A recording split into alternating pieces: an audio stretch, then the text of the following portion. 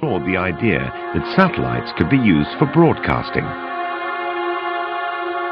Using Kepler's law of planetary motion and Newtonian mechanics, Clark's paper gave the exact conditions for putting a satellite into geostationary orbit.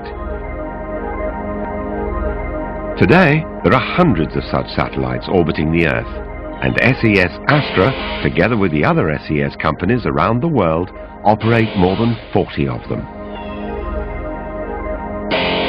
They provide audio-visual entertainment and information, broadband data and telecommunications services to an area that is home to over 99% of the world's population. So how does the geostationary orbit work? A body of any sort orbiting the Earth, one such as our Moon for example, stays in permanent orbit when the gravitational forces attracting it to the planet are balanced by the centrifugal forces generated by its speed of travel around the Earth that tend to send it flying outwards. The speed at which a satellite needs to travel for these forces to be in balance depends on its distance from the planet. Near the Earth, where the gravitational attraction is greater, its speed would have to be very high, and anyone wanting to receive signals from the satellite might only be able to do so for a couple of minutes at a time.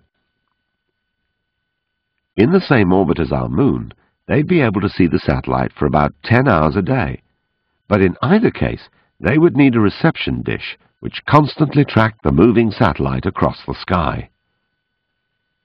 But at 36,000 kilometers above the equator, about 1/10 of the way to the Moon, and with a speed of 13,000 kilometers an hour, a satellite will stay in orbit at the same point or orbital position over the Earth as it rotates.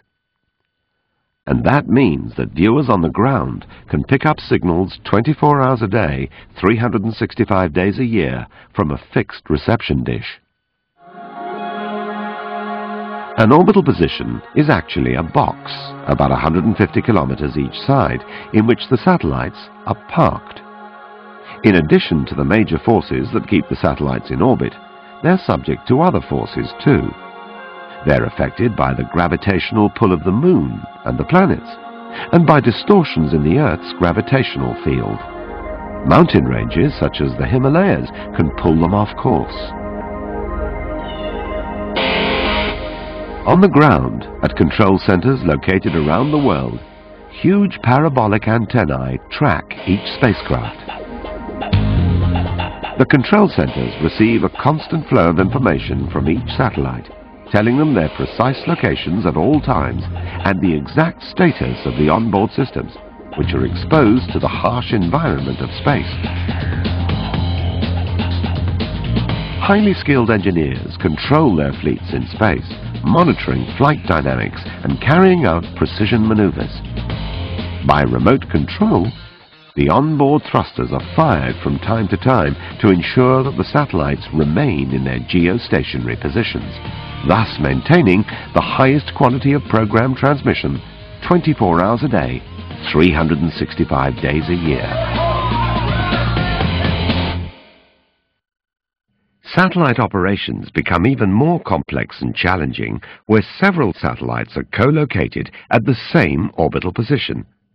This is the case in Europe, for instance, at SES Astra's orbital positions of 19.2, 28.2 and 23.5 degrees east. The co-located satellites are constantly monitored and controlled to synchronize their flight from the Astra Satellite Control Center at Schatterdebetzdorf in Luxembourg. Co-locating satellites means that Astra can supply many more channels and services from an orbital position than could ever be carried on a single satellite.